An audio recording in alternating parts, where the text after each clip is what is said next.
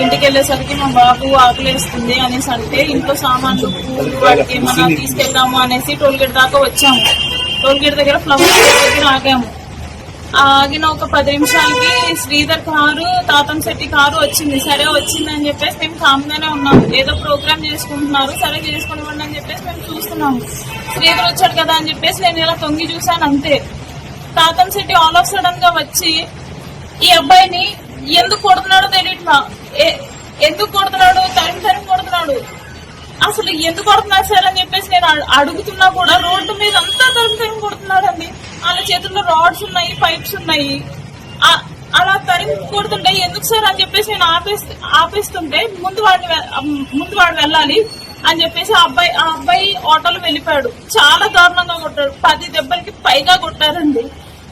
నేను వచ్చేసి ఎందుకు కొడుతున్నారు, కొట్టే వాళ్ళు చెప్పి కొట్టండి, ఎందుకు కొడుతున్నారు, మేమేం చేసామని చెప్పేసి కొడుతున్నారు అనేసి నేను అడిగితే, మా లంజా నీకు పని అయిపోయింది, ఈ రోజు చచ్చిపోతావే నువ్వు, నా చేతిలో చచ్చిపోతావు నువ్వు ఈ రోజు అంటే చంపేస్తే చంపేసేయి, నాకు మాత్రం ఎందుకు కొడుతున్నావో చెప్పి కొట్టా అనేసి నేను అక్కడే కూర్చున్నాను. కూర్చున్నప్పుడు తల మీద ఒక దెబ్బ, ఇక్కడ ఒక దెబ్బ, చాలా గట్టి కొట్టాడు తాతంశెట్టి నాగేంద్ర.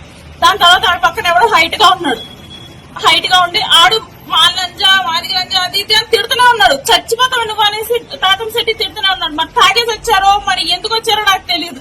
కారణం లేకుండా వచ్చి కొట్టారండి. రోడ్డు మీద టోల్గేట్ దగ్గర దారుణంగా కొట్టారు. టోల్గేట్ దగ్గర ఉంటే సీసీ కెమెరాసే చెప్తాయి. మేము ఏం చేయలేదు అండి, మేము అసలు ఏమీ చేయలేదు. ఎందుకు కొడుతున్నారో మాకు తెలియట్లేదు. మేము జస్ట్ అలా నించున్నాం, ఒక్క డిస్టర్బెన్స్ కూడా చేయలేదు. అక్కడ వాళ్ళ కార్ల దగ్గర కూడా మేము లేము, మా స్కూటీ దగ్గర ఉన్నాం. మేము వచ్చి చడమడ కొట్టేస్తే అసలు ఎందుకు కొడుతున్నారండి మమ్మల్ని, దేని